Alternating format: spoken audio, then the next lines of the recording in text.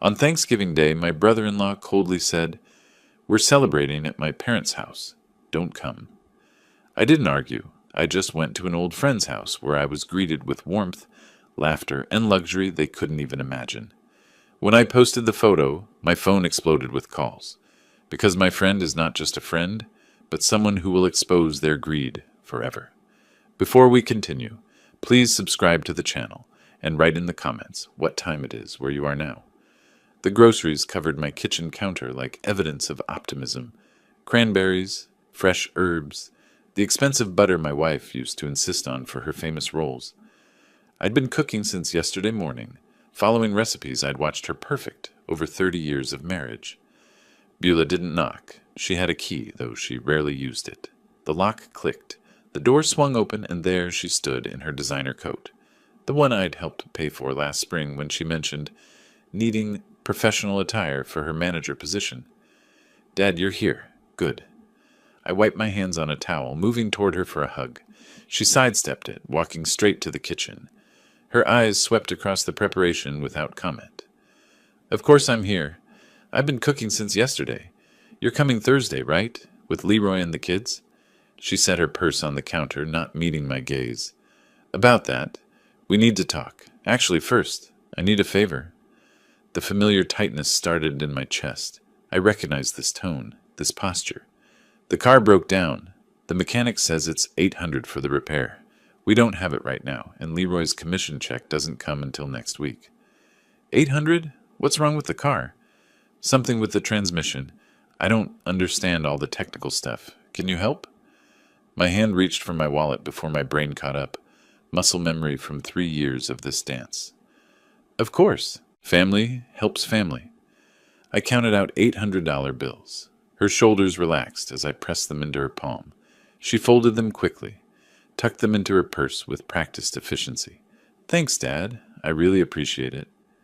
She was gone within 15 minutes. No mention of Thursday, no comment on the food I'd prepared, no hug goodbye. The next evening, I was setting the dining table when my phone rang. I'd extended the table to seat 6. Beulah, Leroy, their 2 kids, my neighbor's daughter who'd helped me with the shopping.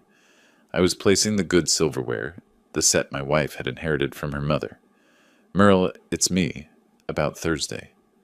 Leroy's voice carried that flat, administrative tone he used when delivering bad news to clients. I froze, fork suspended above a plate. "Yes, what time should I expect you?" "That's the thing. We're celebrating at my parents' house. Don't come. It'll be a small circle, just close family." The fork trembled slightly in my hand. I set it down with careful precision. "I see. My mother already cooked for her guest count. You understand." "I understand." The line went dead. I stood there, phone still pressed to my ear, listening to silence. Through the kitchen doorway, I could see the cranberry sauce cooling on the counter. My wife's recipe, the one she'd taught Beulah when she was 12. I moved slowly, methodically, removed the extra plate settings one by one. Each piece of china returned to the cabinet was a small, deliberate act.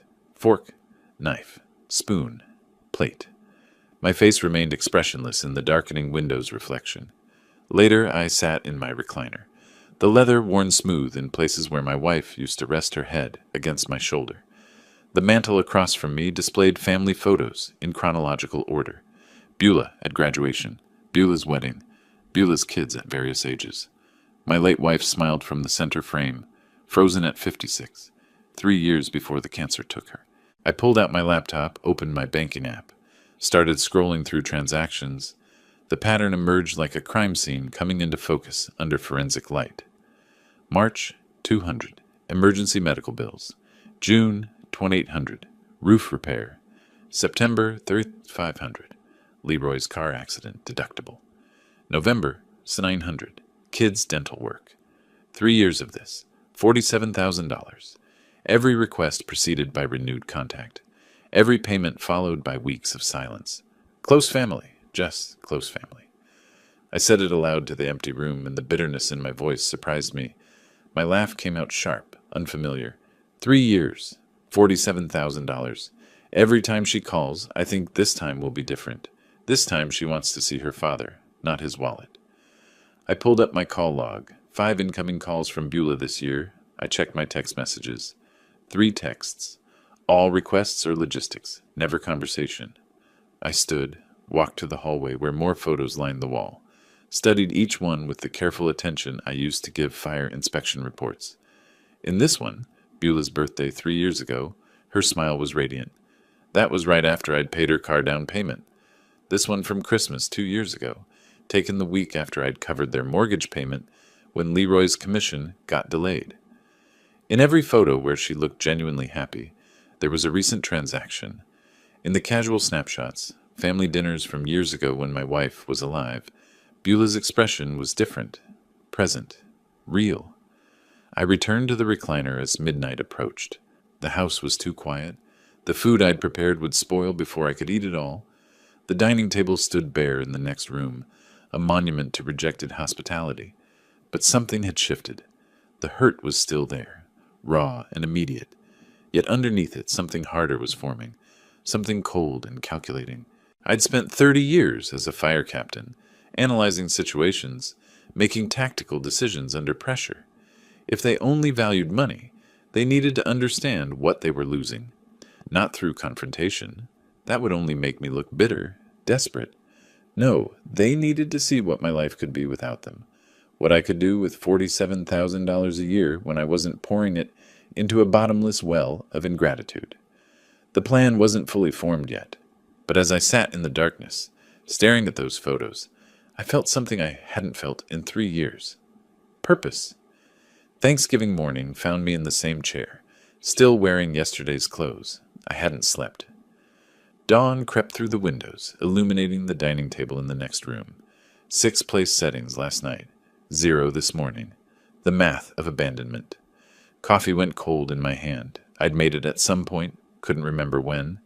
The prepared food sat in the refrigerator, sealed in containers that would never be opened. My wife's cranberry sauce, the herb butter for rolls, all of it pointless now. My phone lay face down on the side table. I'd placed it that way deliberately. Didn't want to see the screen. Didn't want to confirm that Beulah wouldn't call, wouldn't text, wouldn't acknowledge the casual cruelty of yesterday's exclusion. At 9:47, the phone buzzed. I almost let it ring through to voicemail. Didn't recognize the number, but old instinct, 30 years of emergency calls, made me pick up on the 4th ring. Hello? My voice came out rough, unused. Merle Flores? This is Bob Winston. Fire Academy, class of 85. Tell me you remember your old study partner. I sat forward, brain struggling to shift gears. Bob Winston. Ladder drills and midnight study sessions and the practical exam he'd failed twice before I showed him the weight distribution trick. Bob? Winston? The guy who couldn't pass the ladder drill to save his life? His laugh boomed through the speaker, genuine and warm. The same. Until you taught me the trick. I owe you a few meals for that. That was 40 years ago. Some debts don't expire. Listen, I heard through Mike Thompson you might be on your own today. That true? I hesitated. Mike Thompson had retired the same year I did, moved to Beaverton. We'd grabbed coffee twice in 3 years. Not close, but the firefighter network stayed connected in quiet ways. Plans changed, then changed them again. I'm hosting at my place in Lake Oswego. 15 people, too much food, and I could use another voice from the old days. My wife's family stories are killing me. Come keep me sane. Lake Oswego, the wealthy suburb 20 minutes west, where tech executives and old money built estates overlooking the water. I'd driven through it exactly twice in my life. I wouldn't want to impose. Merle, you saved my career. You can impose anytime. Come, please. Something in his voice, not pity, not obligation, genuine desire for company. The contrast with yesterday's phone call was so sharp it nearly hurt. What time? 2 o'clock. I'll text you the address. And Merle, it's good to hear your voice. After he hung up, I sat motionless for another minute. Then I stood. The act of rising from that chair felt significant, like choosing action over paralysis. The shower water ran hot against my shoulders. I stood straighter under the spray, felt muscles respond. Shaved carefully, trimmed my beard with the precision I used to apply to inspection reports. In the mirror, I looked like myself again, not the hollowed-out version who'd spent the night in that chair. I chose a good shirt, dark blue, still crisp. Beulah had given it to me 2 Christmases ago, I realized as I buttoned it. The irony almost made me change. But no, I'd keep it on. Let it remind me of the pattern. Walking toward the door, I paused at the hallway photo wall. 23 pictures arranged chronologically. I examined each one systematically, the way I used to review incident reports for patterns. This one, Beulah's 33rd birthday, her smile bright, arms around me. That was the weekend after I'd covered her car down payment. $3,000. This one, Christmas 2 years ago. She's laughing, holding up a present. That was the week I'd paid their delayed mortgage. $2,800. This one, last summer's barbecue, one of the rare times they'd visited. Beulah looks happy. I checked my banking app. Yes, June 20th. Right after I'd transferred $1,900 for emergency dental work, for the kids. My finger traced the timeline. Every genuine smile coincided with recent money. In the older photos from when my wife was alive, Beulah's expressions were different, present, engaged. Those were taken before she learned to see me as an ATM. I grabbed my keys, walked to my car, backed out of the driveway without looking toward the kitchen, toward all that wasted preparation. The drive to Lake Oswego took 30 minutes. I headed west on Highway 26, past the Sylvan exit where Beulah's neighborhood sprawled in cookie-cutter rows. Didn't even glance that direction. My hands gripped the steering wheel firmly, eyes forward. Traffic was light, most people already at their destinations, gathered around tables with family who actually wanted them there. Bob built 12 restaurants, I said aloud to the empty car. Mike Thompson had mentioned it in passing last year, talking about academy classmates who'd done well. Worth millions, Mike said, and he wants my company, not my cash. Wants stories, not bank transfers. The landscape changed as I drove. Portland's middle-class neighborhoods gave way to Lake Oswego's manicured estates, houses set back from the road behind gates and landscaped grounds, old growth trees and water views, the kind of wealth that didn't announce itself, just existed. She's going to see these photos, I continued, talking through the forming plan. She's going to ask questions. Where was I? Who was I with? Why didn't I invite her? My jaw tightened as the strategy crystallized. Not revenge through confrontation. Not cutting her off completely. That would make me look bitter, wounded. No, something subtler. Show her a life she's not part of. Show her what money can buy when it's not being drained away in $800 increments. Let her wonder. Let her calculate what she's missing. Let her see her father living well, comfortable, connected, enjoying the fruits of his retirement, without needing her at all. The GPS announced my exit. I turned onto a tree-lined street where houses sat on acre lots, each one a statement of arrived success. Bob's place would be impressive, I realized, and that was perfect, because Beulah was going to see the photos. She monitored my sparse social media. I'd noticed her likes, her occasional comments designed to maintain the illusion of connection. She was going to see me at this dinner, and she was going to realize exactly what she'd traded away. The GPS guided me through streets where homes sat behind gates and landscaped walls. Each turn revealed another statement of wealth, modern glass structures, renovated craftsman estates, properties that commanded views of the Willamette River Valley. This wasn't firefighter retirement money. This was success. Bob's address brought me to wrought iron gates with a security camera and intercom. I pressed the button, heard a crackle. "Merle! Finally!" Bob's voice boomed through the speaker. The gates swung inward. I drove through, parking between a Tesla and a Mercedes SUV. The house rose before me, 3 stories of contemporary architecture, floor-to-ceiling windows, a terrace overlooking the valley. I sat in my car for a moment, hands on the wheel, and took a breath. Bob opened the door before I reached it. He extended his hand formally, then pulled me into an embrace. I stiffened, unused to genuine affection after 3 years of transactional hellos. But his grip was firm, real. I found myself relaxing into it. "Look at you. You haven't aged a day since the academy." "You're lying, but I appreciate it. This place, Bob. The restaurant's paid off. Come in. Sarah's been cooking since yesterday. She's excited to meet the man who saved my career. I just taught you the ladder drill. You taught me not to quit. That's worth more than any drill." Sarah Winston appeared in the foyer, elegant in a simple dress, her smile warm without calculation. She took my hand in both of hers. Bob talks about you constantly. The friend who wouldn't let him fail. Welcome. The house opened around us. Hardwood floors, exposed beams, that massive window wall framing the valley view. 15 people moved through the space. Conversations flowing, wine glasses catching light, children's laughter from somewhere upstairs. This was what Thanksgiving was supposed to feel like. Dinner happened around a long table set with crystal and china.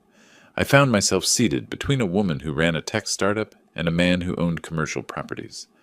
Real conversations emerged, not small talk, not polite noise. 30 years as a fire captain, the businessman said. What was the worst call you ever took? I paused, felt the old weight settle. The ones where we arrived too late. Those stay with you. His wife leaned forward. I can't imagine carrying that. How do you process it? You remember why you did it. The saves matter more than the losses. Eventually, Bob's voice carried down the table. Merle saved more than anyone in our district. 3 commendations. Tell them about the apartment complex fire in '98. I told the story. Bob interjected with details, laughing about how I'd taught him everything. The table listened, actually listened, engaged with the narrative, asked follow-up questions. Nobody checked their phones, nobody glanced at watches. After the meal, Bob led me to the terrace. The Portland skyline glittered miles away, lights spreading across the valley like scattered stars. The November air bit cold but clear. You need a picture, Sarah appeared with her phone. Get together. The city lights are perfect tonight. Merle, humor her. She documents everything. I'm not exactly photogenic these days. Nonsense. You look like a fire captain should. Tough and reliable. Get over here. Bob's arm settled around my shoulders. I stood straight, chin up. Sarah moved around us, finding angles. Perfect, she called. Bob spoke quietly, his voice meant only for me. Thank you for coming today. I meant it when I said I owe you. You don't owe me anything. I owe you everything. That ladder drill day, I was ready to quit. You saw something in me I didn't see in myself. Now look. He gestured at the house, the view, the life he'd built.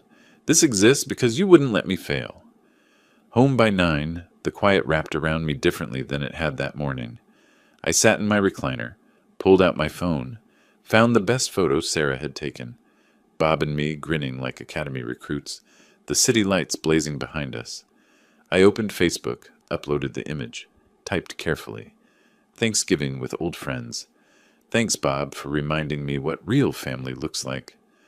My finger hovered over post. I read the caption again, thought about Beulah seeing it, about the calculations that would follow. Then I pressed the button.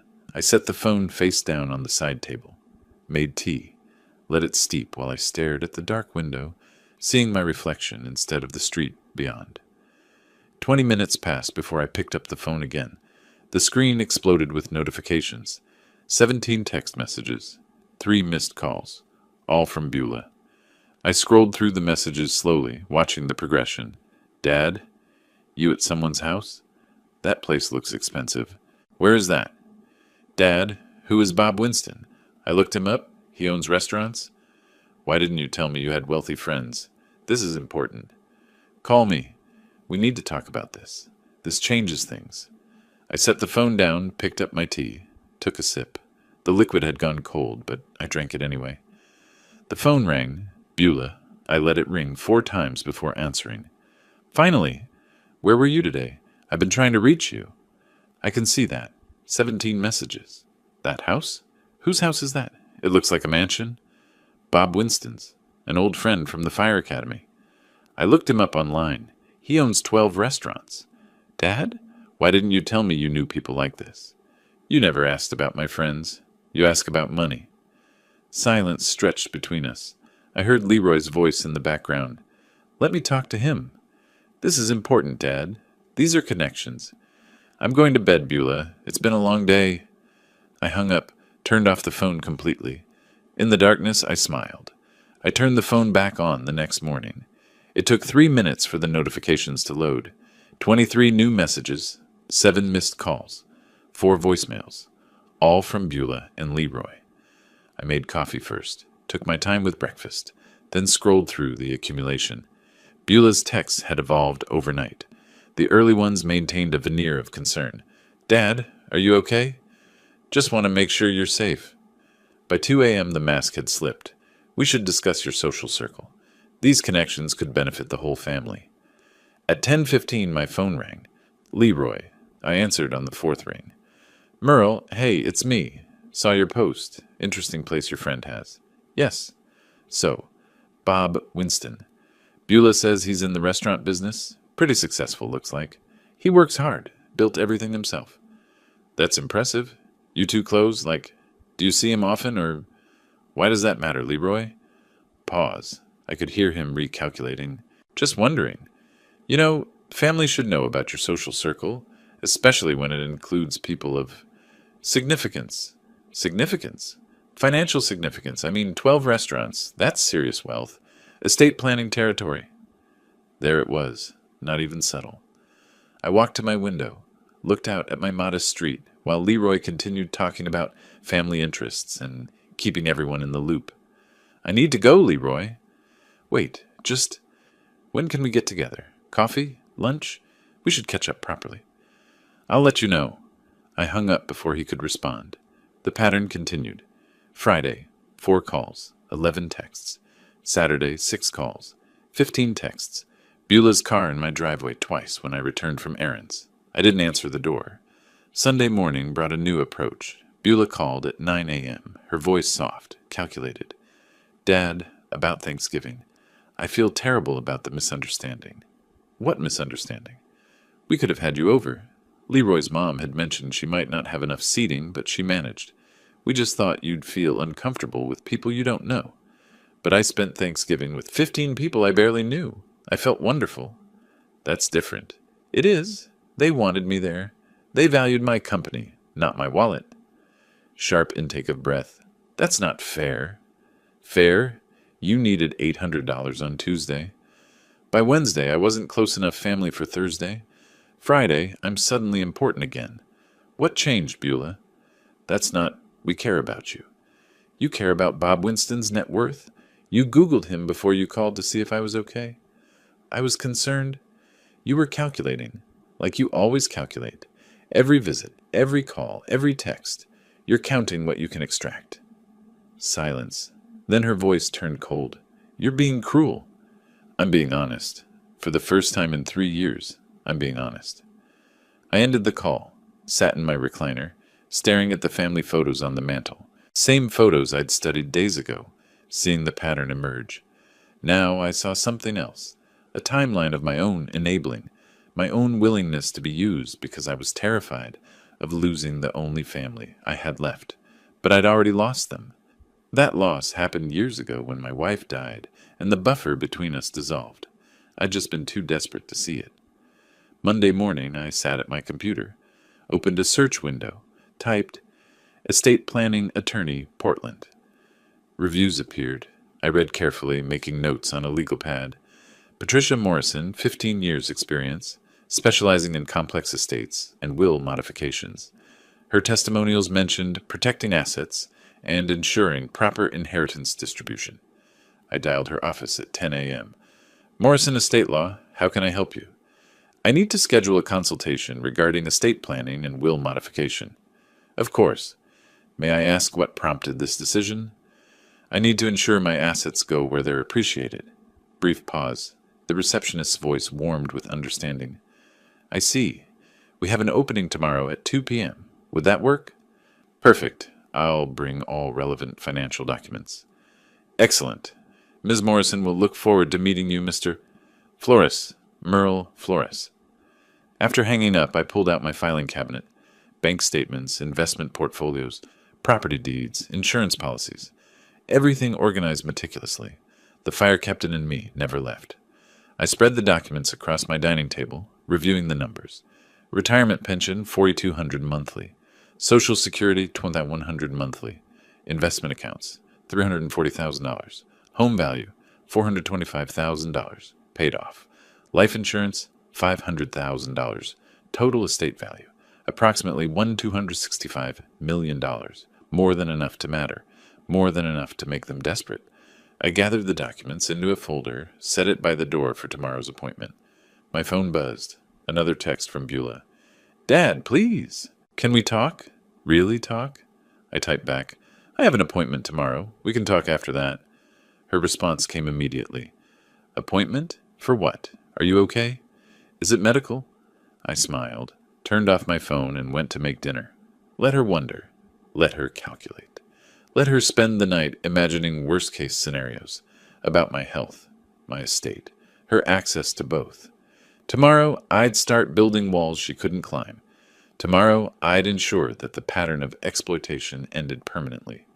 Tomorrow, Patricia Morrison would help me guarantee that my assets went somewhere they'd create value, not feed vampires. The text arrived Tuesday morning. Dad, can we please talk? In person, just coffee? I waited 3 hours before responding. Let her wonder. Let her calculate. Finally typed back, tomorrow, downtown, Bernie's Coffee, 10 a.m. Her reply came within seconds. Thank you. We'll be there. We. Of course Leroy would come. They operated as a unit when money was involved. Wednesday morning, I arrived at Bernie's 15 minutes early. Chose a corner table with clear sightlines to the entrance, the street, the restrooms. Old habit from fire scenes. Always know your exits. Always maintain awareness. The barista brought my black coffee. I thanked her by name, reading it from her tag. Thanks, Jennifer. Through the window, I watched them park at 10:07. Beulah checked her makeup in the visor mirror. Leroy adjusted his collar, preparing for performance. When they entered, Beulah's smile stretched too wide. Leroy's handshake gripped too firmly. Dad, you look good. Are you sleeping okay? Eating well? Same as always. They settled across from me. Leroy flagged Jennifer for their orders. Complicated drinks with multiple modifications. I waited, sipping my plain coffee. That was quite a Thanksgiving you had, Leroy started. Looked like a nice gathering. It was. We felt awful about the confusion with our plans. Beulah leaned forward, voice dripping manufactured concern. If we'd known you had alternatives. You didn't ask if I had alternatives. She blinked, reset. Well, anyway, we're glad you weren't alone. This Bob Winston, you've known him a long time? There it was, 5 minutes from sitting down to the real agenda. Since 1985. Fire Academy. We were study partners, then worked in adjacent districts for years. And he went into restaurants? Leroy's tone suggested this was fascinating, not transparent fishing. That's an interesting pivot from firefighting. He always wanted to build something of his own. After retirement, he took the risk. Started with one small place in Beaverton, grew from there. Now he has 12 across Oregon. 12? Beulah's eyes widened. That's incredible. You must be proud of your friend. I am. He earned everything he has. Their drinks arrived. Beulah barely acknowledged Jennifer, too focused on extracting information. Do you see him often? Leroy stirred his latte slowly. Like, is this a regular thing, or was Thanksgiving special? We lost touch for a few years. He reached out when he heard I might be alone for the holiday. How did he hear that? Beulah's question came quick, sharp. Firefighter network. We stay connected. People check on each other. That's so sweet, her voice saccharine. You never mentioned you had such successful friends, Dad. You never asked about my friends. You ask about money. There's a difference. Silence dropped like a curtain. Beulah's fingers tightened around her cup. Leroy's jaw worked. Come on, Merle. Leroy attempted humor, his salesman's recovery. You can't blame us for being curious about the mansion photos. Curious about what exactly? The house? The success? Or what it might mean for you? Dad, that's not fair. Bob Winston values me because I taught him not to quit. Because we saved lives together. Because we're friends. I leaned forward slightly. Not because of what I can give him. Maybe you should think about what you value. Beulah's face flushed. Leroy's forced smile evaporated. I stood. Placed exact change on the table for my coffee plus tip. Not a penny more. I need to go. I have an appointment tomorrow that requires preparation. What appointment? Beulah's voice rose slightly. Is everything okay? Everything's fine. I'm handling some personal business. What kind of business? Leroy stood too, blocking my path slightly. I met his eyes, held the gaze until he stepped aside. Personal, as I said. Enjoy your coffee. I walked out into November cold, crossed the street to my car, didn't look back immediately, started the engine, adjusted the mirror, gave myself a reason to glance toward the coffee shop. They sat close together, heads bent in intense conversation. Beulah's phone came out. Leroy gestured emphatically. I could imagine the exchange. Personal business? What does that mean? I don't know, but if he has friends with that kind of money... I pulled into traffic, headed home. Let them calculate. Let them Google Bob's net worth, his properties, his success. Let them wonder what other assets their father might have, what other wealthy friends might be in his circle. Because tomorrow, I'd start building walls they could never breach. Tomorrow, I'd ensure their greed met a locked door with no key. The appointment with Patricia Morrison wasn't just about protecting my money. It was about reclaiming agency. They'd spent 3 years treating me like a resource to be mined. Tomorrow, I'd become granite. Back home, I laid out the documents again. Bank statements, text message screenshots, social media posts. The evidence of systematic exploitation. 3 years of emergencies that were never emergencies, just sophisticated theft dressed as family need. I'd present this to Patricia not as complaints, but as facts. Not as emotions, but as data. Tomorrow would be the first concrete step in ensuring my legacy went somewhere it mattered. Somewhere it would create value, not enable vampires. Patricia Morrison's office occupied the 12th floor of a downtown Portland building with views of the Willamette River. I arrived 20 minutes early, manila folder squared on my lap, waiting room chair positioned where I could see both the elevator and the office entrance. Other clients came and went. A young couple, relieved expressions. An older woman, tissue crumpled in her hand. At 1:53, the receptionist called my name. "Mr. Flores, Ms. Morrison will see you now." Patricia's office was professional warmth.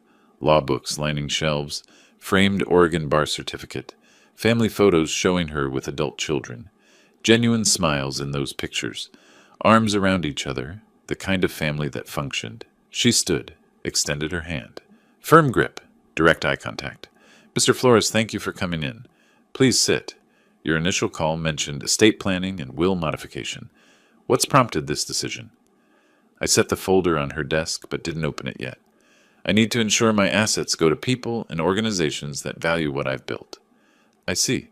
Has something specific happened? I've had a revelation about who values me versus who values my wallet. She nodded slowly, settling into her chair. That's more common than you might think. Tell me more. I opened the folder. 3 years of bank statements, highlighted entries, text message screenshots, social media posts, organized chronologically, cross-referenced, a fire captain's attention to evidence. Over 3 years, I've given my daughter $47,000. Each time she claimed an emergency. Each time, the money went somewhere else. Patricia pulled the documents closer, began reviewing. Her pen moved across the pages, occasionally pausing at specific entries. These text messages show her requests. Did you verify the stated purposes? At first, yes. She was my daughter. I trusted her. Then I noticed the pattern. Urgent call, money transferred, silence for months, until the next emergency. She looked up from a social media screenshot. And these posts show a vacation in March 2023? 2 weeks after claiming $8,000 in medical bills. I kept my voice level. I'm not a fool, Ms. Morrison. I'm just done being treated like one. Walk me through a few of these. Let's start with the largest single amount. August 2023. She said their roof was failing. Water damage imminent. Contractor needed deposit immediately. $8,600. I wired it that afternoon. And the actual use? Her husband posted photos of their new 75-inch television and sound system. Gaming setup. No mention of roof repairs. I pulled out another document. Their roof is fine. I drove by to verify. Patricia's pen paused. You verified this? I'm methodical. Comes from 3 decades of investigating fire scenes. You learn to check evidence, not accept stories. She continued reading, occasionally asking questions. When did contact typically occur? Did she ever repay amounts? What was our relationship like before these requests began? I answered each question directly. The pattern was clear. Contact correlated 100% with financial requests, never with relationship maintenance. Finally, Patricia set down her pen. Oregon law gives you full discretion over your estate. You can structure this several ways. You could disinherit her completely. No, the word came firm. She's still my daughter. I won't cut her off entirely. Then we limit her access. A testamentary trust. She receives benefits only after your death. Controlled distribution. No lump sum. Prevents spending it all immediately. And the majority of the estate? You mentioned charities, animal shelter, firefighter foundation. These are deductible and meaningful. We can structure 70% charitable, 30% to her. I considered this.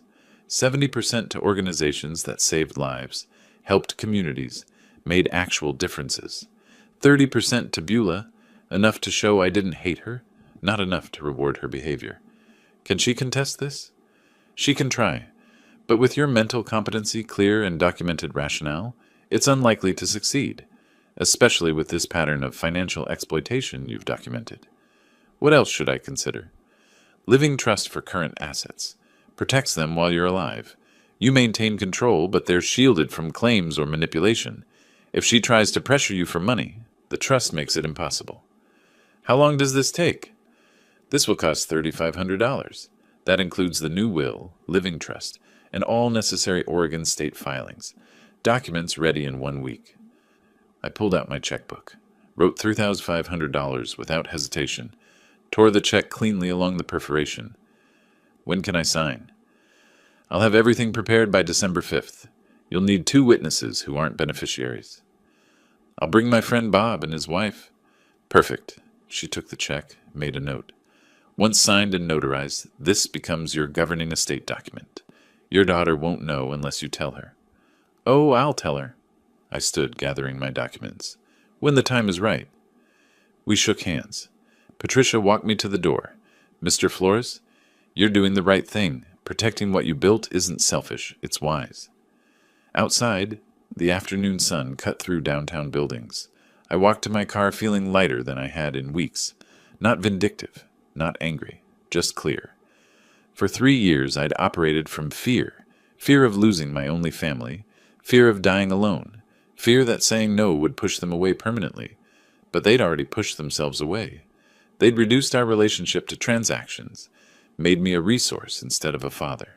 Now I was taking control back, not through confrontation or cutting them off, but through legal protection and strategic distribution of my legacy. 70% would go where it mattered. 30% would be enough. December 5th couldn't come fast enough. The next 3 days passed quietly. I reviewed Patricia's preliminary documents, made notes for the December 5th signing, tried not to think about Beulah's escalating calls. 6 in 2 days, each voicemail more urgent than the last. December 2nd, late morning, I was reading when I heard a car in my driveway, through the window, Beulah's SUV. Before I could react, my front door burst open.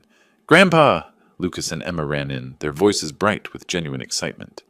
I barely had time to close the folder of legal documents before Emma launched herself into my arms. Behind them, Beulah and Leroy entered more slowly, watching. "We missed you. Mom said we could finally visit." I held Emma close, looked at Lucas, taller than I remembered. "I missed you both so much. Let me look at you.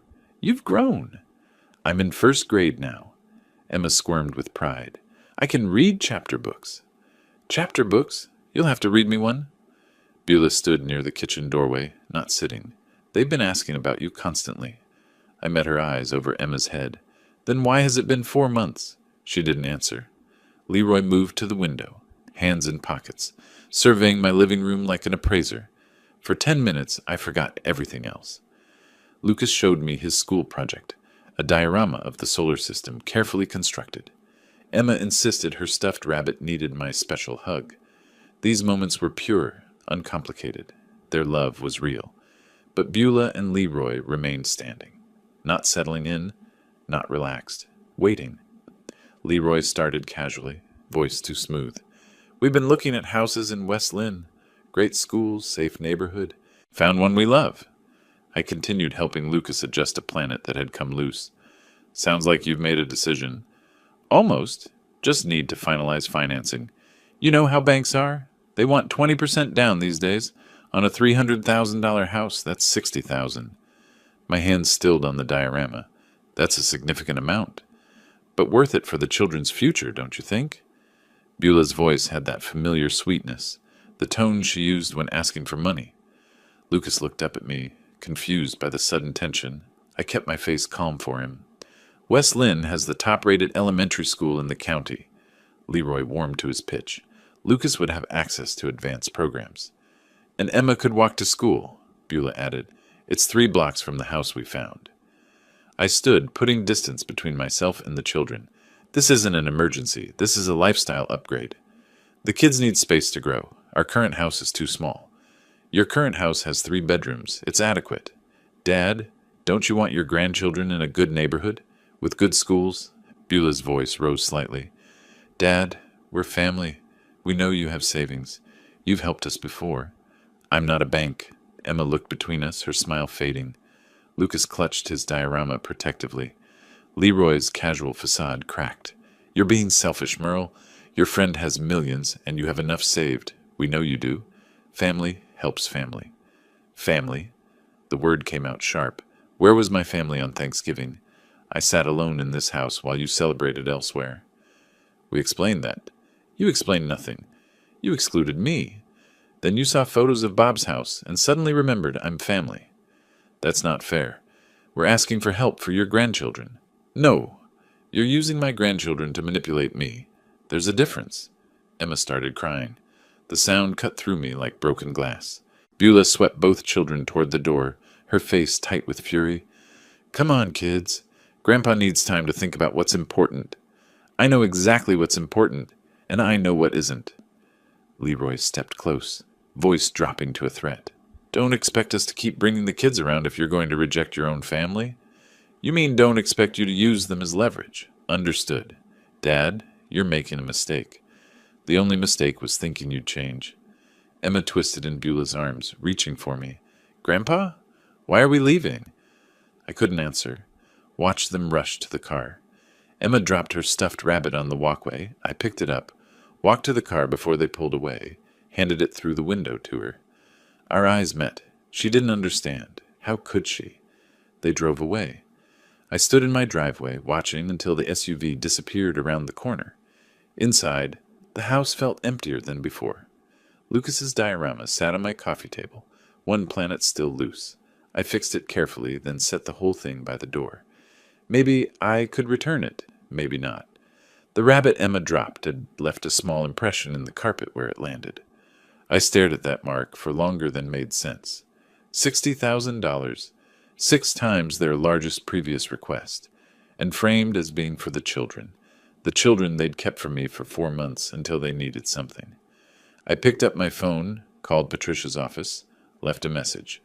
Confirming December 5th appointment. No changes to the plan. Proceed as discussed. Then I sat in my recliner and let myself feel the cost of choosing dignity over manipulation. It was steep, but I'd pay it. That night, I barely slept. Emma's confused face haunted every time I closed my eyes. By dawn, I was sitting at my kitchen table, coffee growing cold in my cup. Emma's stuffed rabbit sat on the chair beside me. I'd taken it from the car before they left, kept it, maybe as evidence of what they'd done, maybe just because it felt like holding on to something. At 9, I called Bob. Didn't plan what to say, just needed to talk. Merle, everything all right? You sound rough. Had a situation yesterday. Need to get out of my head. Want to talk about it? Not yet. Need to do something useful first. Pause then. Portland Animal Haven. I volunteer there sometimes. Physical work, good people, animals don't care about your problems. His voice warmed. I'll call ahead. Ask for Vivian Clark, best person there. By 10:30, I was parking at Portland Animal Haven on SE Division Street. The building was modest, worn but clean. Dogs barked from somewhere inside. The smell hit as I entered. Animals, cleaning products, kibble. Reminded me of the firehouse somehow. Organized chaos with purpose. The coordinator greeted me warmly. Bob called. Welcome. Let me find Vivian. She led me through kennels to a quiet corner where a woman sat on the floor with an elderly Labrador. Silver hair pulled back, practical clothes, hands gentle on the dog's graying muzzle. Vivian, this is Merle, Bob's friend. The woman looked up, Warm eyes, laugh lines. "You're Merle? Bob called about you. Welcome." She stood smoothly. "Ever worked with dogs before?" "Not formally. Always wanted one, but fire department schedule made it difficult." "You were a firefighter?" She studied me with open interest, not calculation. "Then you know about staying calm in chaos. Perfect temperament for this work. This is Duke. He's 14 and nervous around men.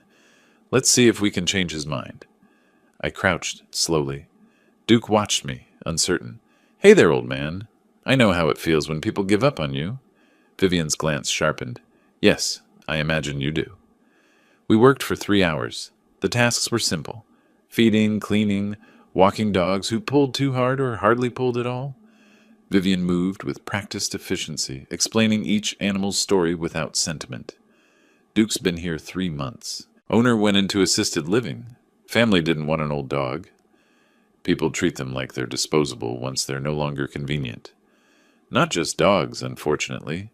She looked at me sideways. I've learned that older beings, people or animals, get discarded when they're seen as burdens instead of beings with value. Sounds like you've had some experience with that. Enough to recognize it in others. We developed an easy rhythm. She demonstrated proper leash handling for an anxious terrier. I followed her lead, movements careful. When the dog relaxed, she smiled, approval without words. During a break, we sat on a bench outside. She offered me half her sandwich. I accepted. We ate in companionable silence, watching a volunteer play with puppies in the yard. She didn't fill the quiet with chatter.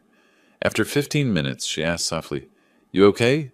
"I don't mean generally. I mean today." The directness caught me off guard. "Family issues." She nodded once. "Coffee after our shift? Sometimes talking helps." The coffee shop was 2 blocks away. Same one where I'd met Beulah, but this felt entirely different. No calculation, no performance. "So," Vivian stirred her coffee. "Family issues. Want to be more specific, or should we talk about the weather?" I laughed despite myself. Direct. I appreciate that. Life's short, particularly at our age. My hands wrapped around the mug, easier to look at coffee than her face. My daughter and son-in-law see me as a funding source. Yesterday they brought my grandchildren, first time in months, to leverage me into giving them $60,000. Ouch! Did you give it to them? No, I refused, and they left angry, taking the kids. Good. I looked up. Good? You're not wrong to want respect. Money doesn't make you valuable. She leaned forward slightly. Your time, your care, your presence, that's what matters. If they can't see that, the problem isn't you. Something loosened in my chest. You're easy to talk to. Thanks for listening. I lost my husband 5 years ago. Spent 2 years after that being carefully managed by my kids, always checking if I was okay, really checking if I needed help managing money. She smiled without bitterness.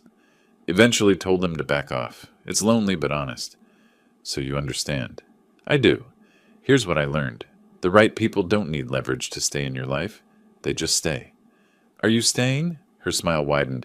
Same time next week? We'll see how Duke responds to you. We talked another hour, about nothing heavy.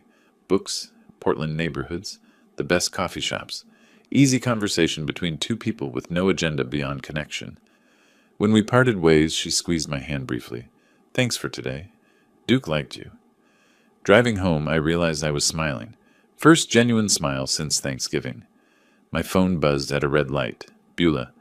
Dad, please call. We need to talk about yesterday. I deleted the message without responding. December 5th was 2 days away. The will signing would happen with or without their approval. Bob and Sarah would witness it. Patricia would notarize it. My legacy would be protected. And maybe, just maybe, there was space in my life for someone who valued me for who I was, not what I could provide.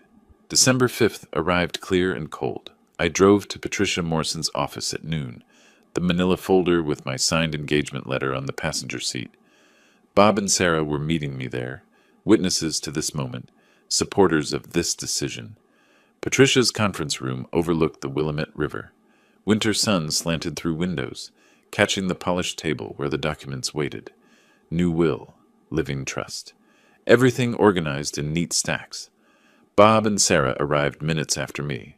Sarah hugged me quickly. Ready for this? More than ready. Patricia entered with her notary, spread the documents before me. Mr. Flores, do you understand that this will supersede all previous testamentary documents? I understand completely. And you're making these decisions of your own free will without coercion? This is the first truly free decision I've made regarding my estate in years. She walked me through each section: the charitable designations, Portland Animal Haven, Oregon Firefighters Burn Institute, 70% of everything, the testamentary trust for Beulah, 30%, controlled distribution, no lump sum, the living trust protecting current assets from manipulation or pressure. I signed each page deliberately, my initials where required. The pen felt good in my hand, solid, purposeful. Each signature was an act of reclamation. The notary stamped each document. The sound satisfied something deep in me. Final, binding, protected. Patricia shook my hand. Your estate is now protected according to your wishes. Bob clasped my shoulder. Proud of you, brother. I'm learning from the best. We stopped for coffee afterward, the three of us. Bob raised his cup. To protecting what matters. I touched my cup to his, then Sarah's. Simple gesture. Profound meaning. How do you feel? Sarah asked gently. I considered. Like I just put out a fire that's been burning for 3 years. That evening I called Beulah. Kept my voice steady, neutral. I need to speak with you and Leroy tomorrow morning. 10 o'clock, my house. It's important. What's this about, Dad? Is everything okay? Everything's fine. I've made some decisions about my estate that you need to know about. Your estate? Dad, what are you talking about? Tomorrow, face to face. It's not a conversation for the phone. She tried pressing. I deflected. Eventually, she agreed. December 6th morning, I arranged the living room deliberately. 2 chairs facing mine, distance established. 2 manila folders on the coffee table, copies of the new estate documents. Coffee made but not offered. They arrived at 10 sharp. Unusual punctuality, suggesting anxiety. Dad. Beulah's smile was uncertain. Leroy nodded, hands in pockets, eyes scanning my living room like he was appraising it. Sit, please. I gestured to the chairs. I've made changes to my will. You need to understand what they mean. I slid the folders across the coffee table. Measured movement, controlled. Open them. Read page 3, section 2. Beulah opened hers first. I watched comprehension dawn. Her hand trembled slightly, turning pages. I've revised my will. The majority of my assets, 70%, will go to charitable organizations upon my death. What? She looked up, eyes wide. Dad, you can't be serious. The remaining 30% is designated for you, Beulah, but you'll receive it only after my death, through a controlled trust. No advances, no loans, no early access. Leroy's face darkened. Merle, this is ridiculous. We're your family. Exactly. You're my family. Yet for 3 years you've treated me like a bank. $47,000 in emergencies that were actually lifestyle upgrades. Dad, this isn't fair. That money should stay in the family. Fair? The word came out sharp. You excluded me from Thanksgiving dinner. Then you saw Bob's house and suddenly I was family again. That's not family. That's calculation. We explained that. You explained nothing. You lied. Bob reminded me what real relationships look like. They're not built on transactions. Leroy leaned forward. Your rich friend's been filling your head with ideas. Bob values me for who I am. Can you say the same? Silence. Heavy. Damning. Leroy stood abruptly. Fine. Don't expect to see your grandchildren again. Ever. Something settled in me. Final. Clear. I'll see them when they're old enough to understand manipulation and choose for themselves. Until then, they're safer not learning your values. Beulah's voice rose. Dad, you're making a terrible mistake. No, the mistake was enabling your behavior for 3 years. I'm correcting it now. I stood, facing them both. Live your lives. Build your marriage on something other than my money. Or don't. That's your choice. You'll regret this. Leroy's voice dropped to a threat. The only thing I regret is not doing it sooner. They left the folders on the coffee table. Too angry to take them. The door slammed behind them. I didn't move immediately. Listened to their car start, drive away. Watched through the window as the street returned to quiet. picked up the folders they'd abandoned, filed them carefully in my desk drawer. Done. Not triumph, not victory, just peace. December 8th, I arrived at Portland Animal Haven carrying 2 coffees. Learned Vivian's order. Oat milk latte, no sugar. She was already there, working with Duke. The old lab's tail wagged when he saw me now. You brought coffee. She accepted the cup. Genuine smile. I could get used to this. Consider it payment for putting up with a grumpy retired firefighter. You're not grumpy. Thoughtful, maybe. Quiet, but not grumpy. Give it time. I intend to. We worked side by side for 3 hours. I'd learned which tasks suited me. Lifting feed bags, repairing kennel latches, the physical work my body remembered from firefighting years.